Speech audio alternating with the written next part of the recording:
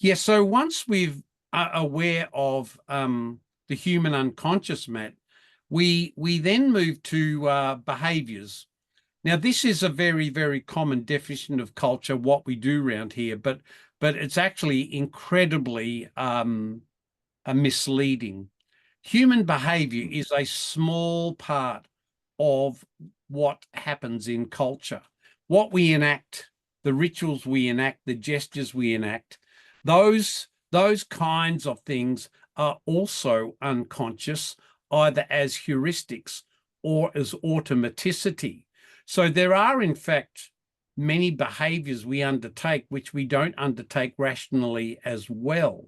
So when people say culture's about what we do around here, most of the time that's understood in a behaviorist way. And most behaviorists don't have an understanding of the human unconscious preceding a behavior. And so we are, our unconscious self directs behavior. And then often we explain backwards in hindsight why we did something. But that's not something we're aware of at the time.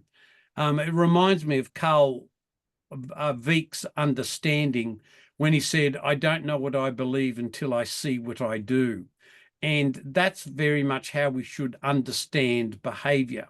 But that's not the behaviorist's understanding. The 1930s invention of behaviorism was smashed to smithereens in the 1960s. And it's just surprising that anyone goes back to behaviorism to understand the world like that anymore. Our behaviors are not rationally driven. Our brain is not a computer that directs the body what to do. There's simply no evidence for any of that. So things that we enact, in fact, even the rituals that we do, and it's important to separate rituals from heuristics. A ritual might be something like how I get up in the morning and I have a shower. I might do that ritualistically, and even down to the kind of soap I buy, or the temperature of the shower, or the clothes I put on, or the order in which I put them on. Those rituals that I commit to in sequence are learned similar to a heuristic, but they're not a heuristic. A ritual is something which has a much more embodied sense of importance for my being. So that's why I collect those three under behaviours, because they're often connected to things like family or social rules within the family. So obviously I don't walk from the bathroom to the kitchen from the shower with no clothes on, particularly if we have grandchildren and people around. So I have a ritual of being clothed, right?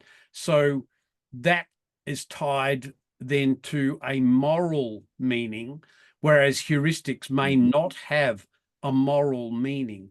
So when we look at what we do around here and what we do for behaviours, you've got to remember within the idea of the culture cloud and within social psychology, that behaviourist understanding of what we do is just a small 1% of what's actually not seen, which is many, many unconscious things that are going on.